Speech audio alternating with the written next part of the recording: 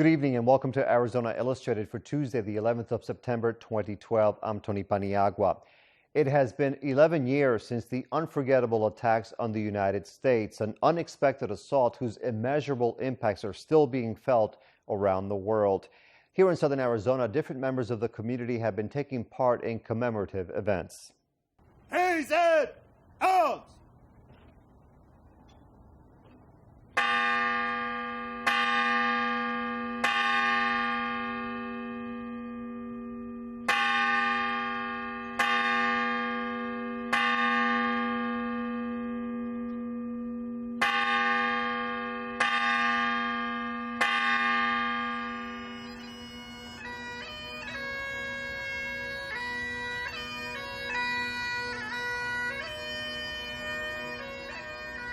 You know, it always takes us back to that day, and it's the greatest loss in the American Fire Service, a one-day loss of 343 firefighters.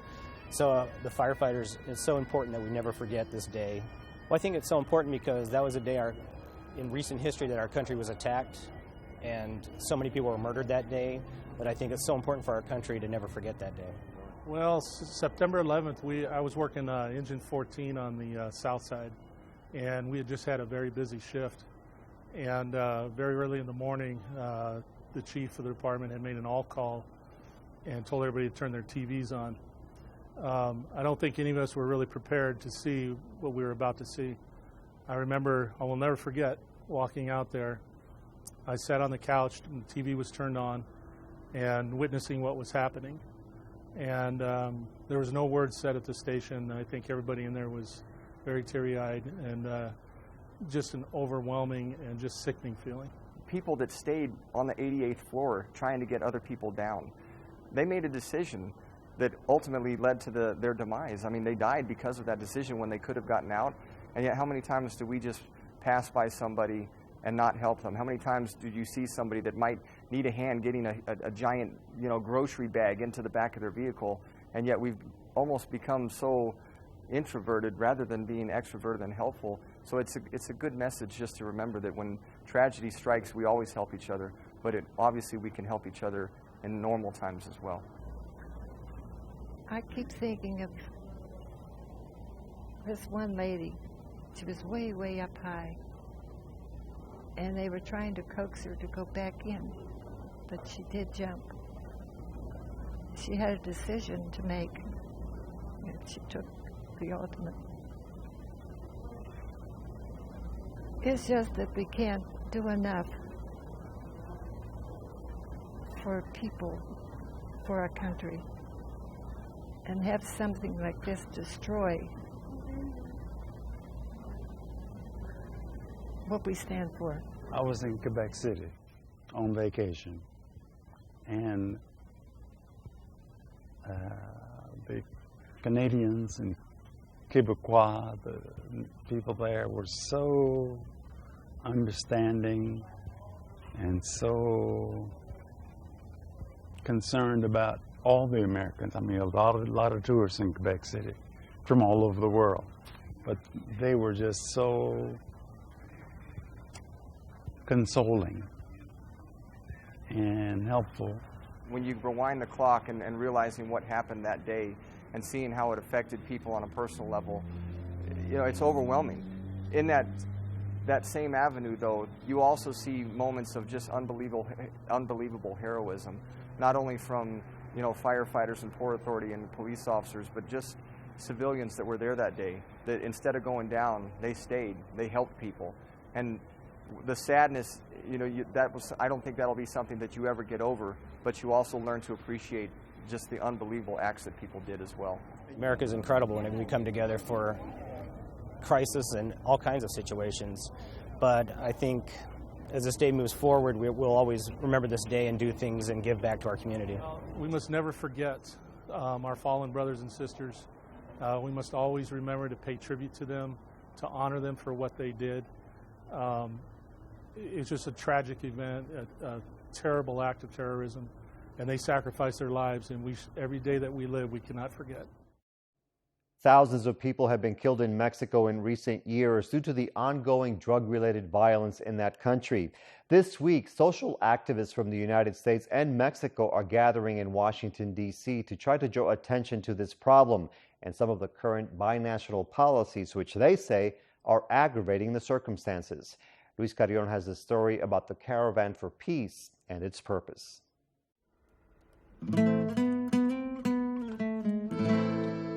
Javier Sicilia is the noted Mexican poet turned social activist.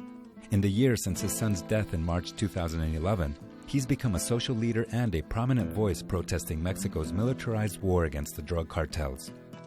He founded the Movimiento por la Paz con Justicia y Dignidad, or the Movement for Peace with Justice and Dignity, which has galvanized protests throughout Mexico. Now he's brought his message to the U.S. with a caravan that began in San Diego and culminates this week in Washington, D.C. We met with some of the participants during a stop in Tucson last month.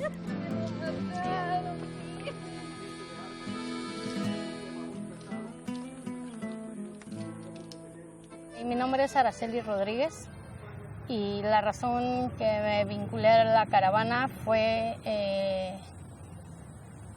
que mi hijo, un policía federal, está desaparecido junto con 6 de sus compañeros más y Sergio Santoyo, un civil que los acompañaba. Y a raíz de la desgracia que sufre el poeta Javier Sicilia, que le matan a su hijo, él camina, hace una caminata de Cuernavaca hacia México y yo me incorporo en esa marcha. Desde ese momento yo me incorporé al Movimiento por la Paz con Justicia y Dignidad. La guerra contra las drogas y las armas no está afectando a una persona, nos está afectando a miles en todos los estados de México. México ya es un país ensangrentado. A diario nos encontramos en la tele con cabezas humanas tiradas por las calles de algunos estados, cuerpos destazados, seres humanos colgados de los puentes vehiculares. En muchas de las familias los chicos están cayendo en la drogadicción porque las drogas están pasando a México indiscriminadamente. No se digan las armas que están vinculadas a las drogas, ¿no? Los cárteles en toda esta guerra por cubrir sus territorios para que otra banda no entre a su territorio, matan gente inocente en esos juegos cruzados. Porque ellos dicen que el gobierno dice que son daños colaterales. Eso no es verdad. No son daños colaterales porque tienen un rostro con nombre y apellido la gente que estamos buscando.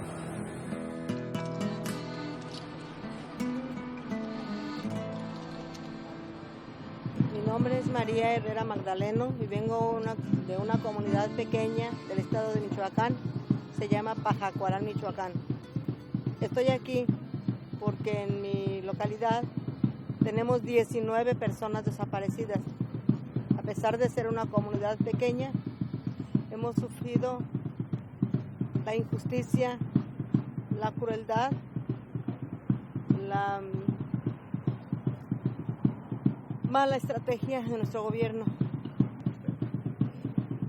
Mi principal mensaje es que se unan a nosotros, a nuestra causa, porque necesitamos del apoyo de todos ustedes como ciudadanos americanos, porque es aquí donde se producen las materias primas para mandarlas a México. Las armas, que son las principales fuentes de destrucción, porque a muchos de los hijos de mis compañeras han sido balas norteamericanas las que les han quitado la vida. Allá cuando habla acerca del sufrimiento de Jesús. The people represented in this caravan are a small fraction of those affected by the Mexican drug war. And the latest figures indicate more than 48,000 people have died in the previous 5 years. Although there's no breakdown, the victims include suspected drug gang members, members of the security forces, and those considered innocent bystanders.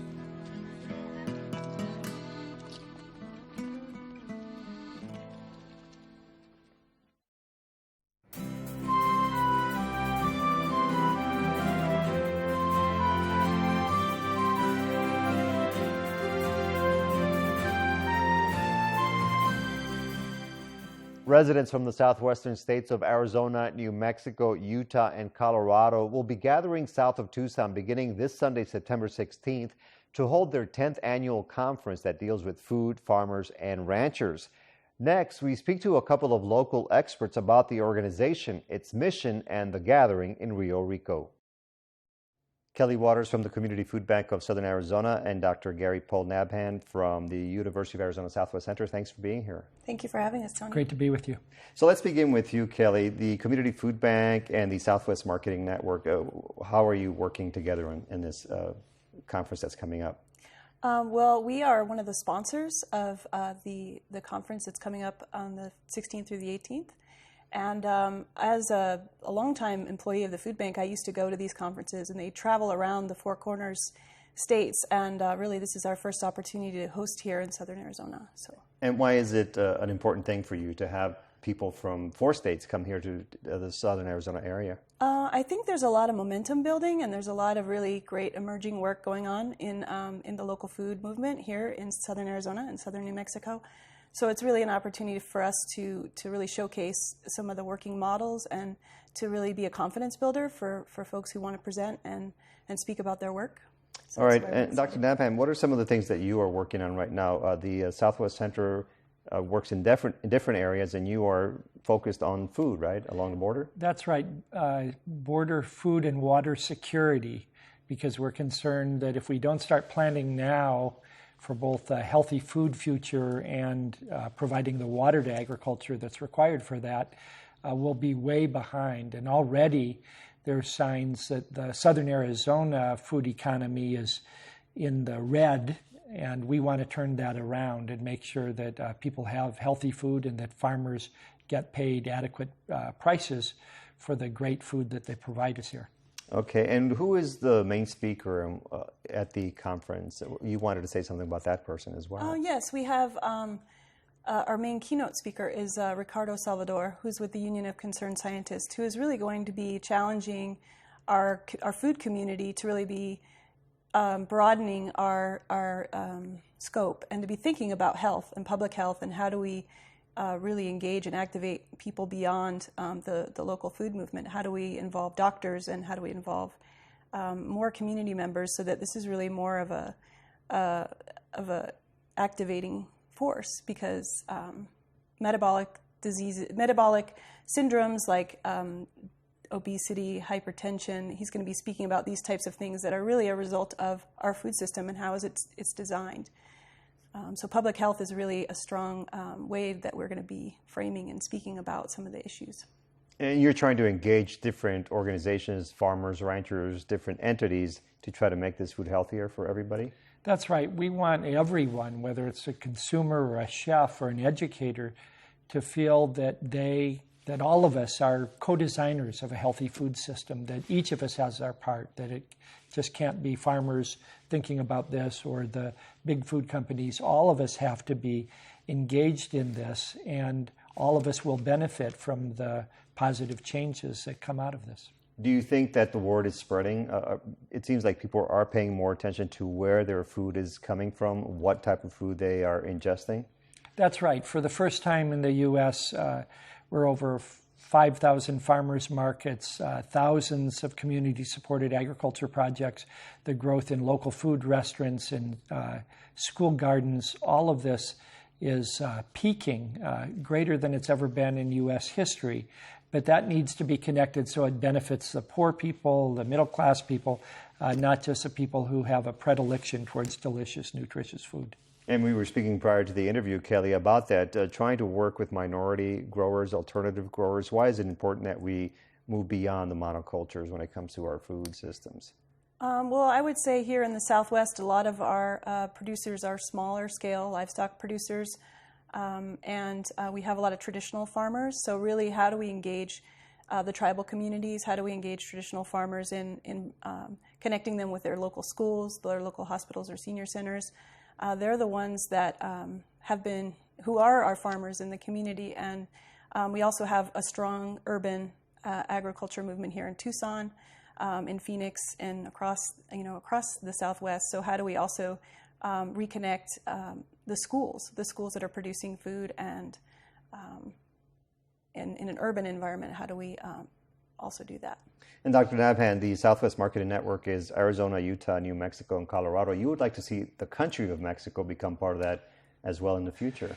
That's right. We're reaching out to people in Chihuahua and Sonora and Baja California in particular, and have just come out with a report called Hungry for Change, Borderlands, Food and Water in the Balance. We're saying that our entire food system is interconnected. There's no separate Mexican and U.S. food system, and what we eat here and how we pay for it and how we use it affects people south of the border. Our policies do, and their policies affect us, whether it's responding to the drought that we've had in 1,800 counties in the U.S. and 5 Mexican states, or whether it's dealing with the costs of gasoline and how that affects food prices. So we have to think of ourselves through this Hungry for Change food report. We're showing people all the connections across the border that we can't eat here in Arizona without Mexican labor, water, ingenuity, skills, and talent. Do you think things will get better in the future, Kelly? What do you foresee happening? Well, I definitely see more, as we talked about, more and more people engaged, and we want more and more people engaged in the local food movement. And I see really this as a step in that direction. We're really excited to have delegates coming from southern New Mexico all the way to West Texas.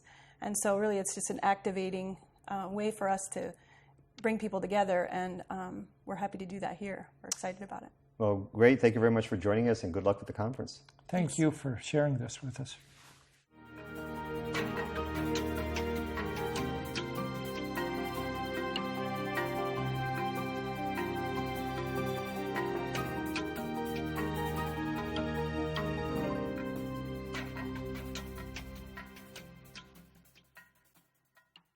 Although not everyone can find or appreciate the charms of the insect world, an event this Saturday on the University of Arizona campus is celebrating bugs of all kinds and their many positive contributions to ecology, agriculture, medicine, and science.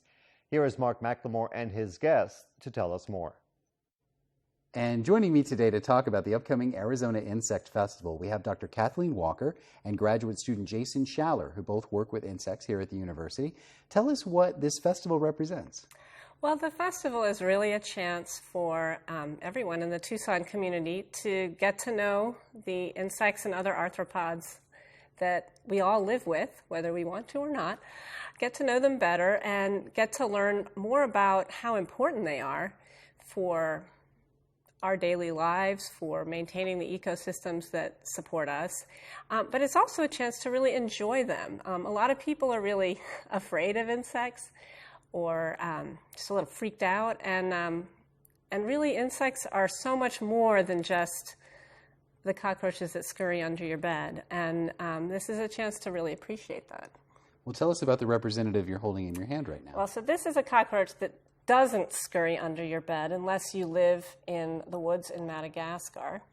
This is a Madagascar hissing cockroach. This is Sonia. She's a female, and she's already had at least 1 litter of babies. And so we really like to work with this kind of cockroach because they're very gentle. They live a long time. They actually, I wouldn't say they get tamed, but they learn how to be accustomed to people and not be afraid of people. So they're a great teaching tool. They're a great pet.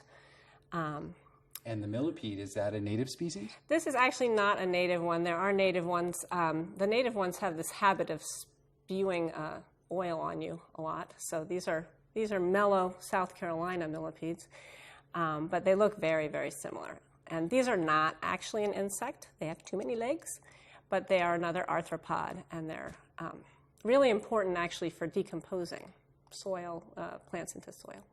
The festival will be shining a light on some of the ecological and developments in science and medicine that have been learned from insects. Jason, will you share with us where your interest comes from? How did you get into this field? Well, for me, it started at a very young age. I was 3 years old. My dad was a naturalist. He collected insects, shells, was into hiking, national parks. And so at a young age, that rubbed off on me, and I spent my childhood running around the neighborhood with a butterfly net, chasing everything that was flying, trying to grab everything that was moving. And the obsession never really went away. It kind of got stronger as I got older, so I eventually went for a master's in entomology. And we've got a rhino beetle climbing on your shoulder there, but there on your arm is a vinegaroon. And we actually got to smell how they got their name a little bit earlier. Can you tell us about that? Yep. Well, the vinegaroon is not an insect, it is an arachnid, which is the class of arthropods that include spiders, scorpions, daddy longlegs, and such. And their primary mode of defense is to spray concentrated acetic acid, which is vinegar to the common folk. And she did just spray me a little bit ago. And because it's concentrated, it does sting a little bit, and especially if it gets you in the face, if you're like a skunk or a raccoon and you go up to one and try to eat it, it's quite a nasty surprise you get. Well, outside of creatures that have built-in defense systems like that, talk a little bit about the quality of these insects as pets. People don't think twice about petting a cat or a dog, but they might think twice about petting one of our friends here. Well, I don't know why, because a cat can bite you and a cockroach can't. And a lot of people sort of associate insects and other arthropods with dirt and filth. Actually, cockroaches clean themselves more than the average human 7-year-old. They are very clean. It is true that if you have a big infestation in your house, it can cause allergies, but kids always say, do I have to wash my hands after holding these? And it's like, yeah, and you should have washed them before you held them too. They're not, the insects that give us diseases are usually insects that bite us and suck our blood. These aren't going to make you sick from holding them. Well, Jason, as a participant in last year's Insect Festival as well, what's one of the things that you get excited about when the public and these critters come together? Well, I just love to see the faces of people when they've never seen insects like these before, like the jewel scarab you're holding or the Western Hercules beetle. And they'll be like, wow, where'd you get that? Is that from the jungle? And you say, no, this is from Arizona. It's a local species here. And because people always just have kind of a negative attitude towards insects. You know, they think, like she was saying, roaches, mosquitoes, flies. They don't realize how many awesome, beautiful insects there are out there, like especially right here in our own backyards. Well, Kathleen, tell us a little bit about the festival on Saturday. What can people expect? So the festival is here at the university in the Student Union Grand Ballroom from 10 a.m. to 3 p.m. And there will be, and it's free, and there will be about 22 different activities, different booths with everything from insects as food to different booths highlighting the research in the neurobiology department, other different labs in entomology. So there'll be a real mix of information and play and a lot of live animals. And hopefully no escaping cockroaches. The cockroaches have been a little eager to escape. Yes. Tell us real quickly about the caterpillar that you're holding there and what that caterpillar will metamorphosize into. Yeah, watch her. She tries to escape. So, so we're going to have one booth is talking about insects as food, and this is actually a highly edible insect. This is the Hyles lineata, or white-striped sphinx moth caterpillar. And if you go anywhere out in the desert right now, you'll find these on just about everything, all of the annual green plants. And the Tohono O'odham people for many years would collect them this time of year and dry roast them. And here's some to try. You want to try one? Oh, sure. I'll try. I'll eat one. Actually, I'm curious too. Yeah. Never had one. There you go. Well, the public gets their chance this Saturday at the Arizona Insect Festival. Thank you both for joining us. You're welcome. Mm-hmm. What do you think, Jason? Now we go to tonight's video postcard about some of the interesting places or events in our community. I can't wrap my head around it. Around what?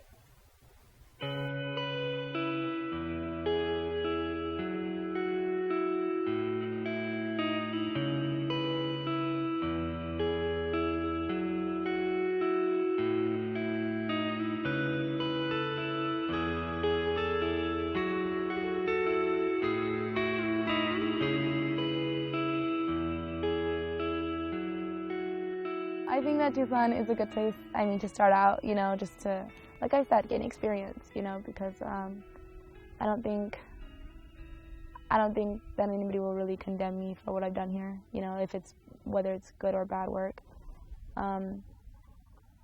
So it's just like a stepping stone, I suppose. Well, anything's possible, right? We chose to shoot down in Sonoyta because we have land down here, and so it's free, and it looks quite different from Tucson.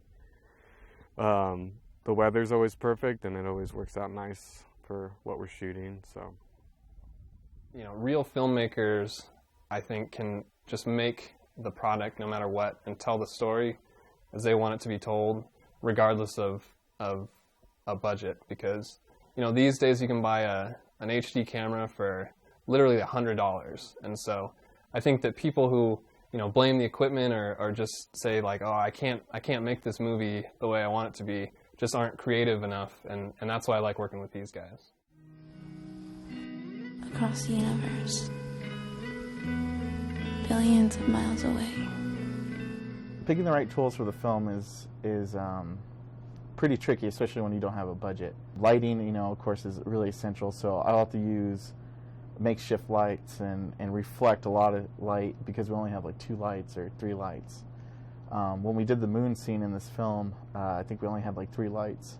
So we had to do a lot of reflecting, a lot of visual effects to get rid of direct light and make sure it looked like a real moonlight hitting the characters.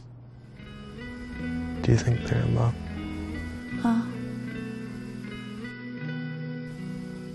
I don't know. For this short in particular, we prepared by having read-throughs. We would get the actors, sit them down, we'd have them read through the script, and it's kind of like a rehearsal without actually being on location and rehearsing. In other ways, we actually have rehearsals where we set up the shots, we set up the lights, we run through before we take a take, and then we roll on a rehearsal just in case we like it, or if they got it. The more that we get to experiment with our own filmmaking styles, the more it really shines through as a better product. And I think everything we've done has gotten significantly better every step of the way. You can get more news and information on our website, azpm.org. To comment on any story you saw tonight, click on it online and go to the bottom. We can also be reached via Facebook and Twitter. Coming up tomorrow night, the University of Arizona is working on developing a new burn center for our area, and local residents are helping with the pet overpopulation problem south of the border. We'll tell you about a spay and neuter clinic in Puerto Peñasco, Sonora, Mexico. I'm Tony Paniagua from all of us at Arizona Public Media. Have a great night.